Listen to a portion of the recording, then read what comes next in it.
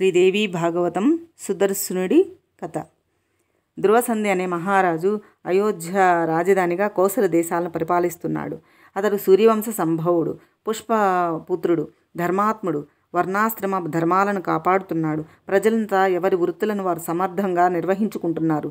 ధనధాన్య సమృద్ధులతో తొలతూగుచున్నారు. చోరులు కానీ, దూర్తులు కానీ, లోభులు కానీ, మోసగాళ్ళు కానీ, కృతజ్ఞులు కానీ, మూర్ఖులు కానీ అతడి రాజ్యంలోనే లేరు. అంజనం వేసినా కనిపించరు.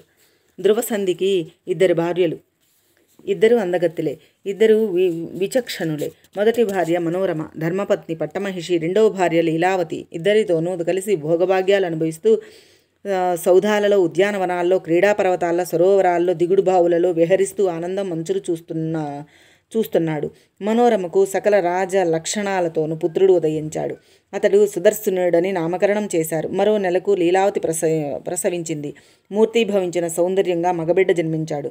శత్రుజిత్ అనే పేరు పెట్టారు. రాజుగారు ఇద్దరిని సమానాదరంతో ప్రేమగా చూసుకుంటున్నారు. పిల్లలు ఆడుతూ పాడుతూ ఎదుగుతున్నారు. ఇద్దరికీ చూడాకర్మలు అయ్యాయి. విద్యాభ్యాసాలు సాగుతున్నాయి. శత్రుజిత్తు మంచి మాటకారి. తన వాక్చాతుర్యంతో అందరిని ఆకట్టుకుంటూ ఉండేవాడు. మంత్రులు, దండనాయకులు, ప్రజలు అందరూ ఆకర్షితులై అభినందిస్తున్నారు. తండ్రికి మరీ ప్రీతిపాత్రుడయ్యాడు. దురదృష్టవశాత్తు సుదర్శనుడు అంత చురుకైన వాడు కాదు, శాంత స్వభావుడు. ఒకరోజున ధ్రువసంధి వినోదం కోసం వేటకు వెళ్ళాడు. గాఢారణ్యంలో ప్రవేశించాడు. క్రూర మృగాలను ఎన్నింటినో సంహరించాడు. వేట రంజుగా సాగుతోంది. అంతలోకి ఒక వెదురు పొదలో నుంచి చూడసింహం ఒకటి జూలు దులిపి ఆవులించింది. లేచి నిలబడింది. దిక్కులు పగిలిపోయేటట్టు విరగబడి గర్జించింది. రాజుగారు బాణం వేశాడు. ఆ దెబ్బకు అది మరీ రెచ్చిపోయింది. తోక రిక్కించి రాజుగారి పైన లంఘించింది. రాజుగారు చర్మ నిర్మితమైన డాలు వంటిది ఎడమ చేతితో పట్టుకొని కుడి చేత కత్తి దూసి మరొక సింహంలా నిలబడ్డారు. కసెక్కిన సింహం బంతిలా గాలిలోకి ఎగిరి పంజా విప్పి నోరు భీకరంగా తెరిచి భీషణంగా గర్జిస్తూ రాజుగారి మీద పడుతోంది.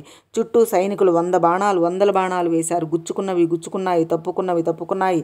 సింహం మాత్రం రాజుపైకి దూకుతోంది. దగ్గరికి రాగానే రాజు కత్తితో పొడిచాడు. అది పంజా విసిరింది. ఇద్దరూ ఒకేసారి నేలకు ఒరిగారు. ప్రాణాలు విడిచారు. సైనికుల హాహాకారాలు మిన్నుముట్టాయి. క్షణాల మీద ఆ దుర్వార్త రాజధానికి చేరుకుంది. అంతఃపురం బావురుమంది. మంత్రి పురోహితులు హుటాహుటిని అడవికి వచ్చారు. వశిష్ఠుడి ఆజ్ఞ మేరకు అక్కడే అంత్యక్రియలు జరిపారు. దిగులుగా రాజధానికి చేరుకున్నారు. పెద్ద కొడుకు ధర్మపత్ని సుతుడు శాంత స్వభావుడు కదా అని సుదర్శనుణ్ణి రాజును చేయడానికి సమాలోచనలు జరిపి ఒక నిర్ణయానికి వచ్చారు. అల్లుడు మరణవార్త విని తెలిసి లీలావతి తండ్రి యథాజిత్తు ఉజ్జయిని నుంచి సైన్యంతో అయోధ్యకు చేరుకున్నారు. శత్రుజిత్తుకి బాసటగా నిలిచాడు. సుదర్శనుడికి అండగా నిలవడం కోసం మనోరమ తండ్రి సూరసేనుడు కళింగ దేశం నుండి సైన్యంతో బయలుదేరి వచ్చాడు. ముఖ్యులైన మంత్రి పురోహితులను సమావేశపరిచి చర్చించారు. జ్యేష్ఠుడు, ధర్మపత్ని సుతుడు కనుక నా మనుమడు సుదర్శనుడికే పట్టాభిషేకం జరగాలి అన్నాడు సూరసేనుడు. గుణాలను బట్టి, సమర్థతను బట్టి అర్హత కనుక నా మనుమడు శత్రుజిత్తుకే పట్టం కట్టాలి అన్నాడు మొండిగా అడ్డం తిరిగి యథాజిత్తు. ఇలా వివాదం చెలరేగింది. తీర్చేవాడు లేదు. మంత్రులెవరూ మాట్లాడట్లేదు. యథాజిత్తు సహనం కోల్పోయాడు. మంత్రులందరినీ తిట్టిపోశాడు. మీరంతా స్వార్థపరులు, చేతగాని సుదర్శనుని రాజుగా కూర్చోబెట్టి ధనం భోంచేద్దామనుకుంటున్నారు. బలవంతులు, సమర్థుడు కనుక శత్రుజిత్తు రాజు అయితే మీ ఆటలు సాగవని భయం. ఇదిగో మీ అందరికీ ఇదే నా హెచ్చరిక అని అర్హతలు ఉన్న శత్రుజిత్తుని కాదని జ్యేష్ఠుడు కదా అని సుదర్శనుడికి పట్టం కట్టారో జాగ్రత్త. మహాసంగ్రామమే జరుగుతుంది. ఖడ్గదారతో భూగోళాన్ని చీల్చి 2 ముక్కలు చేస్తాను. మీరు దిక్కున్న చోట చెప్పుకోండి పోండి. మీరంతా మీ బలం ఎంత అని అన్నాడు. నూనం యుద్ధం కరిష్యామి తస్మిన్ ఖడ్యస్య మేదిని ధారయా చ ద్విధా భూయాత్ యుష్మాకం తత్ర కథ. సూరసేనుడు వీరంగం చెయ్యలేదు. శాంతంగా నెమ్మదిగా మాట్లాడుతున్నాడు. శత్రుజిత్తులు ఇద్దరు సమర్థులే, సమాన ప్రభావంతులే, తేడా ఏం లేదు. కాకపోతే శాస్త్ర ప్రకారం ధర్మపత్ని సుతుడు సింహాసనార్హుడు కనుక సుదర్శనుడికి పట్టం కట్టమని కోరుతున్నాను అన్నాడు. వివాదం చెలరేగిన సంగతి తెలిసి ప్రజలు, ఋషులు ఉద్విగ్నులయ్యారు. ఏమీ అలజడులు జరుగుతాయోనని భయపడుతూ కూర్చున్నారు. పరస్పర యుద్ధకాంక్షతో ఎప్పుడూ తగులాడుకునే సామంతులు అందరూ రాజధానికి చేరుకున్నారు. అరాజకం ఏర్పడితే రాజధానిని కొల్లగొడతామని శృంగబేరం నుంచి నిషాదులు వచ్చారు. చుట్టుపక్కల దేశాల నుంచి చోరులు గుంపులు గుంపులుగా వచ్చారు. అవకాశం దొరికితే అల్లర్లు సృష్టించి ప్రజలను దోచుకుందామని పొంచి చూస్తూ కూర్చున్నారు. అయోధ్య అంతా ఎవరో ఏమిటో తెలియని కొత్త ముఖాలతో కిటకిటలాడుతూ ఉంది. సమర్థ ఇబ్బడి ముబ్బడిగా పెరుగుతుంది. సేనలను మోహరించి యథాజిత్తు యుద్ధార్థి అయి నిలబడ్డాడు. వీరసేనుడు క్షాత్రధర్మం పాటిస్తూ సేనా సమూహంతో యుద్ధానికి సిద్ధమయ్యాడు. పరస్పర బాణ సృష్టి కురిపించారు. రజగద తురగ సైన్యాలు కలబడ్డాయి. ఘోర సంగ్రామం జరిగింది. సురముని సంఘాలు ప్రేక్షక పాత్ర వహించాయి. కాకులు గ్రద్దలతో ఆకాశం నిండిపోయింది. తెగిపడిన తలలు, కాళ్ళు, చేతులు, మొండాలు, గుర్రాలు, ఏనుగులతో నేల నిండిపోయింది. నదిలో కొట్టుకుపోతున్న సొరకాయ బుర్రల్లా రణరంగమంతటా సైనికులు శిరస్సులు, వాటిని తన్నుకుపోవడానికి మూగుతున్న గ్రద్దలు, రాబందులు. శరీరం రాలిపోయిన జీవుడు వీరావేశంతో తన శరీరంతో మళ్ళీ ప్రవేశించడానికి ఉవ్విళ్ళూరుతూ అక్కడే తచ్చాడుతున్నాడు. కొందరు వీరులు మరణించిన దివ్య విమానంను అధిరోహించి అందులో ఉన్న అప్సరసలకు నేలపై పడి ఉన్న తన కళేబరాలను, సొగసులను వర్ణించి చూపిస్తున్నారు. ఒక మహావీరుడు మరణించి అప్సరసను పొంది కామాగ్నిలో మళ్ళీ దగ్ధుడవుతున్నాడు. ఇద్దరు వీరులు ద్వంద్వయుద్ధంలో ఒకేసారి మరణించి ఒకేసారి దివ్య విమానం అధిరోహించి అప్సరసల కోసం మళ్ళీ కత్తులు దూస్తున్నారు. మరొక యోధుడు మరణించి రూపవతి, గుణపతి అయిన తన సురాంగనను, తన గుణగణాలను వివరించుకుంటూ ప్రేమభిక్ష అర్థిస్తున్నాడు. దివికేతించిన మరొక వీరుణ్ణి చూసి మరొక దేవకాంత కన్ను కలిపి కౌగిలికి పిలిస్తే ఆ వీరుడు తిరస్కరిస్తున్నాడు. నాకు వ్రతభంగం అవుతుంది, రాజుగారి అంతర్యము విశ్వాసపాత్రుణ్ణి, అనుకూలుణ్ణి అనే నా బిరుదు మంటగలిసిపోతుందంటూ అతడు ఆమెను త్రోసి రాజంటున్నాడు. రణరంగంలో లేచిన దుమ్ము ఆకాశమంతటా వ్యాపించి సూర్యుడిని కప్పేసింది. హఠాత్తుగా చీకట్లు వ్యాపించాయి. మరి కాసేపటికి అదే దుమ్ము మళ్ళీ నేలకు దిగి రక్త ప్రవాహాలతో తడిసి ముద్దయి సూర్యమండలాన్ని రెట్టింపుగా ఎరిపెక్కించింది. భౌమం రజో తివితతం దివి సంస్థితం చ ధాత్రిం చకార తరిణిం చ వృణోద్యత్ మగ్నం తదేవ రుధిరాంబు నిధావకస్మాత్ ప్రాదుర్ఛభూవ రవిరప్యతి కాంతియుక్తః. సూరసేన యథాజిత్తుల సంగ్రామం అరివీర భయంకరంగా సాగుతోంది. ఉన్నట్టుండి యథాజిత్తు 10 బాణాలను ఒకేసారి సంధించి విడిచిపెట్టాడు. సూరసేనుడు దారుణంగా నిహతుడయ్యాడు. రథం నుంచి నేలకు ఒరిగిపోయాడు. అతడి సైన్యం కకావికలమైంది. ఎటు వారటే పారిపోయారు.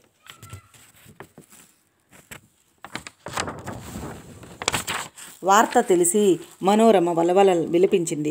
క్షణంలో తేరుకుంది. ఏమిటి భవిష్యత్తు ఆలోచించేసరికి భయం ఆవరించింది. రాజ్యలోభంతో యథాజిత్తు తన తండ్రిని చంపినట్టే తన కొడుకు సుదర్శనుడిని పొట్టన పెట్టుకుంటాడని అనిపించింది. ఏమి చేయాలి, ఎక్కడికి వెళ్ళాలి? భర్త మరణించాడు, తండ్రి మరణించాడు, కొడుకు పసిబాలుడు. ఏం చేయడానికి తోచలేదు. ఎంతటి వారినైనా వశీకరించుకుంటుంది ఈ రాజ్యలోభం. ఎంత పాపిష్టిదో కదా అని ఎన్ని దారుణాలైనా చేయిస్తుంటుంది. ఎంతటి పాపానికైనా ఒడిగట్టిస్తుంది. చీచి, తల్లి, తండ్రి, సోదరులు, గురువులు, స్వజనులు, బంధువులు ఎవరినైనా చంపిస్తుంది. అభక్ష్యం, భక్షణం, అగమ్య గమనం అన్నీ చేయిస్తుంది.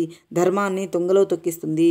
అభక్ష్య భక్షణం లోభాదగమ్య గమనం తథా కరోతి కిల తృష్ణార్తో ధర్మత్యాగం తథా పునః. ఈ అయోధ్య పట్టణంలో నాకు సహకరించే వారు ఎవరు లేరు. ఎవరిని నమ్మి ఎవరి పంచను చేరి సూతుడిని కాపాడుకోవాలన్నా ప్రమాదమే. వీడిని కాస్త యథాజిత్తు చంపేస్తే ఇక ఈ లోకంలో నాకు దిక్కెవరు? నా సోదరి లీలావతి ఇప్పటిదాకా స్నేహంగానే ఉంది, కానీ ఇప్పుడు ఆవిడికి వైరవ్యాధి సోకినట్టుంది.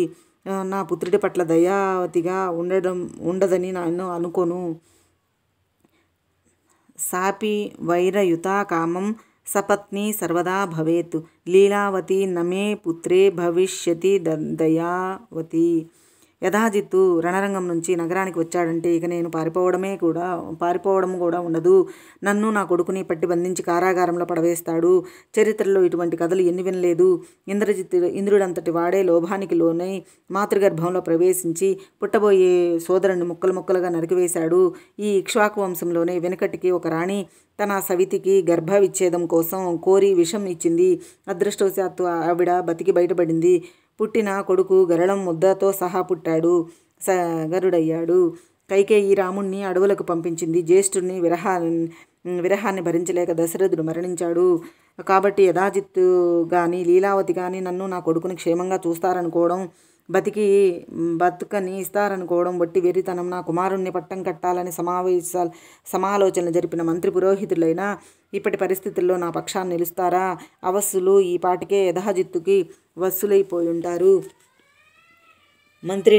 మంత్రిణస్త్య వశాహ కామం ఏ మే పుత్రం సుదర్శనం రాజానం కర్తృకామావై యుధాజిద్వసగాచ్చతే. ఎంత దురదృష్టం నాది. ఇటువంటి కష్టాల నుంచి గట్టెక్కించే సోదరుడు ఒక్కడైనా లేకపోయాడే నాకు. సరే, ఇలా దిగులుపడి ప్రయోజనం లేదు. మన ప్రయత్నం మనం చేయాలి. సిద్ధించకపోవడం అంతా దైవానుగ్రహం. త్వరగా కదలాలి. నన్ను నా పుత్రుని రక్షించుకోవాలి. మనోరమ ఇలా ఒక నిర్ణయానికి వచ్చి విదలుణ్ణి పిలిపించింది. అతడు కార్యసాధన నిపుణుడు, ఆత్మాభిమానం ఉన్నవాడు, బహు సుకుమారుడు, మనోరమకు అత్యంత విశ్వాసపాత్రుడైన మంత్రి. ఆ ఆత్మీయుని పిలిచి ఏకాంతంలో బోరుమంది. ఇప్పటి పరిస్థితుల్లో ఏమి చేయాలో సలహా చెప్పమంది. పితామే నిహత సంఖ్యే పుత్రో హ్యః బాలకస్తదా యథాజిద్బలవాన్ రాజా కిం విధేయం వదస్యమే. అవునమ్మా, ఇప్పుడు నువ్వింకా ఇక్కడ ఉండడం క్షేమం కాదు. పారిపోదాం పద. నేను వస్తాను నీతో పాటు. అడవుల్లోకి పోయి అక్కడి నుంచి వారణాసి చేరుకుందాం. అక్కడ సుబాహుడని మా మేనమామ ఉన్నాడు. శ్రీమంతుడు, బలవంతుడును. అతడి రక్షణలో ఉందాము. మాయదారి యథాజిత్తుని దర్శించడానికి జనమంతా కోలాహలంగా ఉన్నారు కనుక మనల్ని ఎవరు పట్టించుకోరు. అదే వంకతో ఇదే అదునుగా మనము అంతఃపురం నుండి రాజప్రసాదం నుంచి బయటపడవచ్చు. అక్కడి నుంచి రథం ఎక్కి వెళ్ళిపోవచ్చు. ఈ ఆలోచనకు మహారాణి సమ్మతించింది. లీలావతి దగ్గరికి వెళ్ళింది. రణరంగంలో ప్రాణాలు కోల్పోయిన నా తండ్రిని ఒక్కసారి దర్శించాలి వేడుతున్నానని చెప్పి విదరుల్ని సైరంధ్రిని వెంటరాగా కొడుకుని తీసుకొని రథమెక్కి బయలుదేరింది. రణరంగంలో తండ్రి కళేబరాన్ని చూసింది. ఓల్న విలిపించింది. విదళ్ళు సైరంధ్రిని ఓదార్చారు. తేరుకుంది. భయంతో వణికిపోతూ తండ్రి శరీరానికి త్వరగా అగ్ని సంస్కారం జరిపించింది. వెంటనే బయలుదేరారు. 2 రోజుల ప్రయాణం. గంగాతీరం చేరుకున్నారు. సంస్కార్యః చ త్యథా యుక్త వేపమానా భయాకుల దినద్వయేన సంప్రాప్త రాజ్ఞి భాగీరథీ తటం. అక్కడ అటవికులు వీరికి ఆటకాయించారు. సొమ్ములన్నీ దోచుకున్నారు. రథం కూడా లాక్కున్నారు. పారిపోయారు. కొడుకుని చంకనెత్తుకుని సైరంధ్రి చేయి పట్టుకుని ఒక చిన్న తెప్ప ఎక్కి గంగానదిని దాటింది. ముగ్గురు త్రికూట పర్వతం చేరుకున్నారు. అక్కడ భరద్వాజుడి ఆశ్రమం ఉందని తెలిసింది. త్వరగా ఆశ్రమానికి వెళ్లారు. తామస్సులను చూసేసరికి మనోరమ ధైర్యం వచ్చింది. అందరికీ పాదాభివందనం చేసింది. భరద్వాజుడు అడిగాడు, ఎవరమ్మా నువ్వు? కష్టాల పాలై ఇటు వచ్చినట్టున్నావు. దేవతవా? బిడ్డతో వచ్చావు. రాజ్యం కోల్పోయిన ఏ మహారాజుకో ఇల్లాలివనిపిస్తున్నావు. ఏమిటి నీ వృత్తాంతం చెప్పమ్మా. ఈ పలకరింపుతో మనోరమ దుఃఖం కట్టలు తెంచుకుంది. వెక్కి ఏడ్చింది. కాసేపటికి ఊపిరి పీల్చుకుంది. విదలుడి వైపు చూసింది. అతడు భరద్వాజునికి విషయమంతా చెప్పాడు. మా అమ్మవారిని తమరే కాపాడాలి. ఆర్తులను భీతులను రక్షిస్తే యజ్ఞం చేసిన దానికంటే ఎక్కువ పుణ్యమని తమ వంటి పెద్దలు చెప్పగా విన్నాను మహర్షి. శరణని కాళ్ళ మీద పడ్డాడు. అర్థస్య రక్షణే పుణ్యం యజ్ఞాధిక ముదాహృతం భయప్రస్తస్య దీనస్య విశేష ఫలదం స్మృతం. చిట్టి తల్లి, నిర్భయంగా ఉండు. ఇక్కడ నీకు ఏ ఇబ్బంది కలగదు, ఏ దుఃఖము ఉండదు. కొడుకును శ్రద్ధగా పెంచి పెద్దవాడిని చెయ్యి. తప్పకుండా మనం మహారాజు అవుతాడు అని భరద్వాజుడు అనుజ్ఞతో పాటు ఆశీస్సులు అందించాడు. వారి కోసం ఒక పర్ణచార చూపించాడు. ముగ్గురు అందులో తలదాచుకుంటూ కాలక్షేపం చేస్తున్నాడు. జనమేజయ, యథాజిత్తు రణరంగం నుంచి విజయగర్వంతో అయోధ్యాపుర ప్రవేశం చేశాడు. సుదర్శనుణ్ణి కూడా చంపి తన మనుమడిని పాలనను అకంటకం చెయ్యాలి అనుకున్నాడు. మనోరమ కోసం అంతఃపురమంతా గాలించాడు. పరిచారకులకు వెతికించాడు. తెలియలేదు. నగరమంతటా అన్వేషించండి, ఎక్కడ ఉన్నా పట్టి తిండని భటులను ఆజ్ఞాపించాడు. ఒక శుభముహూర్తమున శత్రుజిత్తుకి పట్టాభిషేకం జరిపించాడు. రాజ్యమంతటా ఉత్సవం ప్రకటించాడు. అధికారులు, అనధికారులు, ప్రజలు అందరికీ పెద్ద ఎత్తున కానుకలు పంచిపెట్టాడు. అందరూ సంతోషంగా కొత్తరాజు శత్రుజిత్తుకు జై అంటూ జైలు కొట్టారు. కొందరు సజ్జనులు మాత్రం ఇళ్లల్లో నిశ్శబ్దంగా రోధించారు. యోగ్యుడు సుదర్శనుడు ఏమైపోయాడో, మహాసాధ్వి మనోరమ ఏమైపోయిందో, సూరసేనుని అన్యాయంగా చంపేశారు, యధాజిత్తుని అక్రమంగా సింహాసనం దోచుకొని మనవడికి కట్టబెట్టాడు అనుకుంటూ లోపల కుమిలిపోయారు. అశక్తతను నిందించుకున్నారు. యధాజిత్తు కొంతకాలం పాటు అయోధ్యలోనే ఉండి మనమడి పరిపాలన సజావుగా సాగడానికి అవసరమైన ఏర్పాట్లన్నీ చేసి తన ఉజ్జయిని చేరుకున్నాడు. మనోరమ సుదర్శనుని భరద్వాజుని ఆశ్రమంలో ఉన్నారని చారులు సమాచారం అందించారు. ఆశ్రమంలోనే వారిని కడతీర్స్తానంటూ వెంటనే బయలుదేరాడు. శృంగభేర పురాధిపతి దుర్దర్శుడు అనే కోయరాజును కలుసుకున్నాడు. భరద్వాజాశ్రమం ఆ శృంగభేరానికి దగ్గరలోనే ఉంది. యధాజిత్తు ససైన్యంగా వచ్చి శృంగభేరంలో విడిది చేశాడనే వార్త మునిబాలకుల ద్వారా మనోరమకు తెలిసింది. సుదర్శనుడిని చంపడానికే వచ్చి ఉంటాడని గ్రహించింది. గజగజలాడిపోయింది. మహర్షి దగ్గరికి పరిగెత్తింది. ఇప్పుడు ఏమి చెయ్యను, ఎక్కడికి పోను? యధాజిత్తు వచ్చాడు, నా తండ్రిని సంహరించాడు, తన మనమడిని రాజుని చేశాడు. ఇప్పుడు ఇంక నా కొడుకును చంపడానికి వచ్చాడు. సందేహం లేదు మహర్షి. గత కాలపు గాథలు చాలా జ్ఞాపకం వస్తున్నాయి. ఒకప్పుడు జయద్రథుడు ఇలాగే ఆశ్రమానికి వచ్చి అక్కడ అరణ్యవాసంలో తలదాచుకుంటున్న ద్రౌపదిని ఒంటిపాటున అవమానించాడు. ఎవరిని నమ్మడానికి లేదు. నమ్మోమో కన్నిట మునిగా మన్నమాటే. కస్యచిత్ నైవ విశ్వాసః కర్తవ్యాశ్చర్యదా బుధై కుర్వన్ దుఃఖమవాప్నోతి దృష్టాంత స్వస్త్రవై బలి. బలిచక్రవర్తి ఏమయ్యాడు? ధర్మాత్ముడు, మహాదాత, 99 యజ్ఞాలు చేసినవాడు, ప్రహ్లాదుడికి సాక్షాత్తు పౌత్రుడు. అయితేనేమి మోసానికి గురి అయ్యాడు. మోసం చేసింది మాత్రం సామాన్యుడా? సాక్షాత్తు విష్ణుమూర్తి, సత్య స్వరూపుడును, వేదగమ్యుడు, యోగి సేప్యుడును. దేవకార్య సిద్ధి కోసం కశ్యపుడికి వామనుడిగా పుట్టి 3 అడుగుల నేల ఇమ్మన్న వంకతో బలిని పాతాళానికి తొక్కేశాడు. ఇంద్రుడి ఇచ్చకం కోసం విష్ణుమూర్తియే ఇలా మోసం చేస్తే ఇక సామాన్య మానవుల మాట చెప్పాలా స్వామి? అందుచేత ఎవరిని ఎప్పుడు నమ్మకూడదు. లోభం మనసులో ప్రవేశించిందంటే ఇంకా వాడికి పాపభయం కానీ పరలోక భయం కానీ ఏది ఏమాత్రము ఉండదు.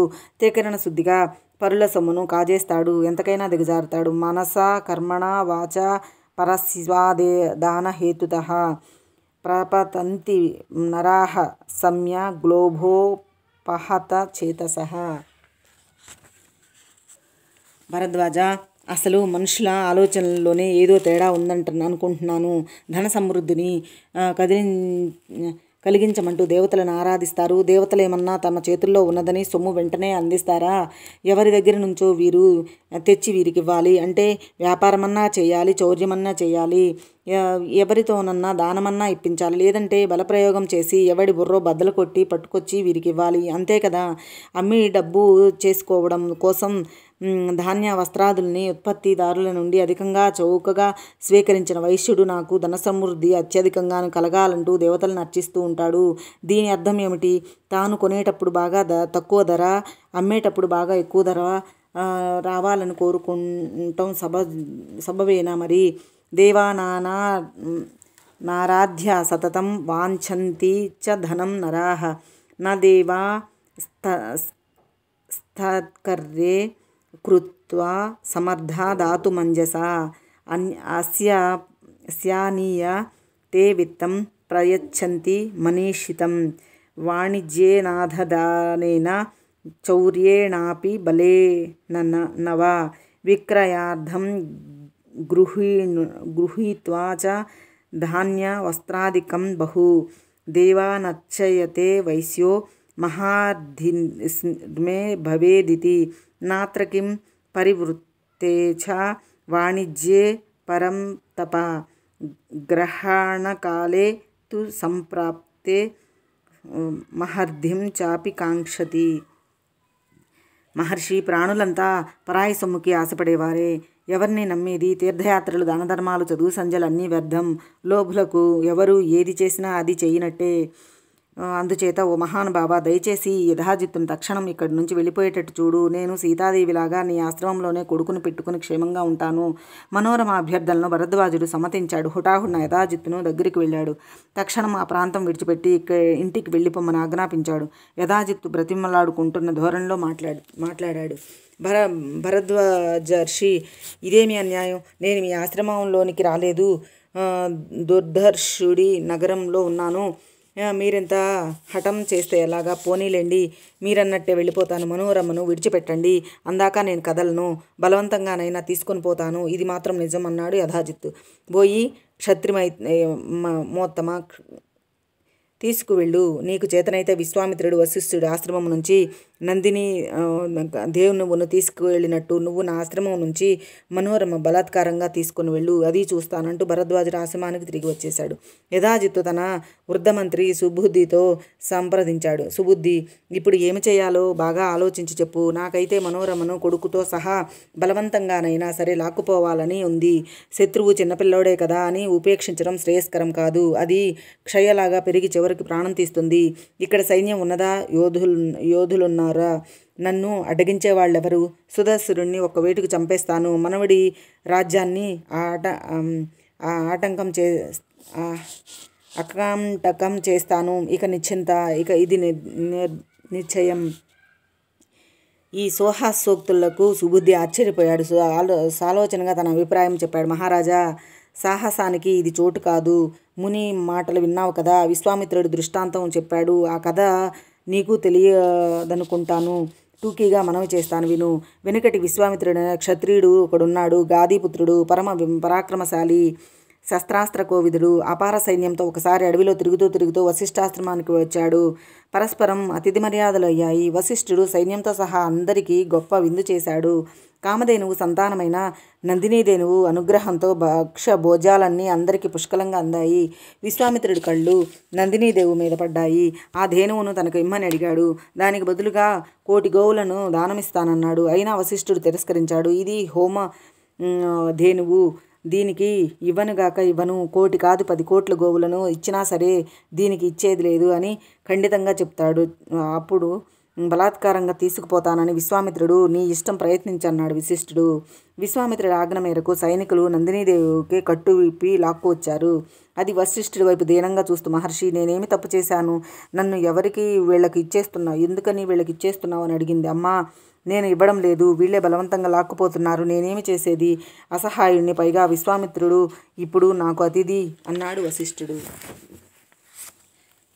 నందినీదేవికి తనువంత క్రోధం ఆవేశించింది. క్రూరంగా భీకరంగా అంబారావం చేసింది. రెప్పపాటిలో ధేనువు రోమకూపాల నుంచి కోటానుకోట్ల సాయుధులు, సక్కవచులు అయిన రాక్షసులు ఆవిర్భవించి విశ్వామిత్రుడిని సైన్యాన్ని నిరవశేషంగా నాశనం చేశారు. దిక్కుతోచని విశ్వామిత్రుడు ఒక్కడు ఒంటరిగా బతుకుజీవుడా అంటూ బయటపడ్డాడు. తనను తాను నిందించుకున్నాడు. క్షాత్రబలం అస్సలు బలమే లేదు, బ్రహ్మబలమే బలం అని ఒక నిశ్చయానికి వచ్చి కారడవులో ఘోర తపస్సులు చేశాడు. క్షాత్రాన్ని వదిలించుకొని కట్టకడపటికి బ్రహ్మర్షి అయ్యాడు. ఇది విశ్వామిత్రుడి ఇతిహాసం. జిన్నరేంద్ర, ఇతన్ని దృష్టాంతంలో చెప్పాలంటే భరద్వాజుని అంతర్యంలో ఏమిటో ఇప్పుడు తెలిసిందా? అందుచేత సాహసం చెయ్యకు. క్షాత్ర పౌరుషాలు మహర్షుల దగ్గర చల్లవు. కాదని బలప్రదర్శన చేసావో వంశనాశనం అవుతుంది. త్వరగా బయలుదేరు. ముందు భరద్వాజుడిని ప్రసన్నం చేసుకో. తిమ్మనకుండా మన దారిన మనం క్షేమంగా ఉజ్జయిని చేరుకుందాం. సుదర్శనుడిని ఇలాగే ఈ ఆశ్రమంలోనే ఉండని. బాలుడు, పైగా నిర్ధనుడు. ఇతడు నీకు చేయగలిగిన అపరాధం ఏముంది కనుక అనాథ దుర్బల శిశువుల పట్ల వైరం వహించడం శుద్ధదండగా. ఎవరైనా విన్నా హర్షించరు రాజేంద్ర. ఈ జగత్తంతా దైవాధీనం. మనం సర్వదా దయామయులమై ఉండాలి. ఈర్ష్యపడకు. పడి చేయగలిగింది ఏమీ లేదు. ఏది జరగాలనుకుంటే జరుగుతుంది. దయా సర్వత్రా కర్తవ్య. దైవాధీనమిదం జగత్. ఈర్ష్యయా కిం నృపశ్రేష్ఠ. యద్భావ్యం తద్భవిష్యతి. వజ్రం తృణాయతే రాజన్. దైవయోగా న సంశయః. తృణం వజ్రాయతే క్యాపి సమయే దైవయోగతః శశకో హంతి శార్దూలం మశకో వై యథా గజం సాహసం ముంచ మేధావిన్ కురు మే వచనం హితం. దైవయోగం కలిగి రాకపోతే వజ్రాయుధం కూడా గడ్డిపరక అవుతుంది. కలిసి వస్తే గడ్డిపరకైన వజ్రాయుధం అవుతుంది. కాలం కలిసి వస్తే కుందేలు పిల్ల బెబ్బులని చంపుతుంది. గడ్డి దోమ ఏనుగును చంపుతుంది. అందుచేత ఓ మేధావి, సాహసం చేయకు, నా మాట విను, హితం చెప్పాను. జనమేజయ సుబుద్ధి చేసిన ఈ ఉపదేశంతో యథాజిత్తు కళ్ళు తెరిచాడు. సుబుద్ధిగా వెళ్ళి భరద్వాజుడిని సాష్టాంగ నమస్కారం చేసి సెలవు తీసుకుని ఉజ్జయినికి తరలి వెళ్ళిపోయాడు. మనోరమ మనస్సు కుదుటపడింది. సుదర్శనుడు మునిబాలకునితో కలిసి నిర్భయంగా సంచరిస్తూ క్రీడిస్తూ విద్యలభ్యసిస్తూ దినదిన ప్రవర్ధమానుడవుతున్నాడు. ఒకరోజున ఒక మునిబాలకుడు ఆ ఆటల సందడిలో విదల్లుణ్ణి చూసి క్లీబా అని నపుంసక గట్టిగా అరిచి సంబోధించాడు. అతన్ని పిలవాలని కానీ అవమానించాలని కానీ ఏదో పని చెప్పాలని కానీ మునిబాలకునికి ఉద్దేశం కాదు. ఆటలో ఆటగా మనిషి కనబడ్డాడు కదా అని అరిచాడంతే. విదల్లుడి కదలికల్లో కనిపించే సుకుమారత బహుశా మునిబాలకులకు ఈ చనువు ఇచ్చి ఉంటుంది.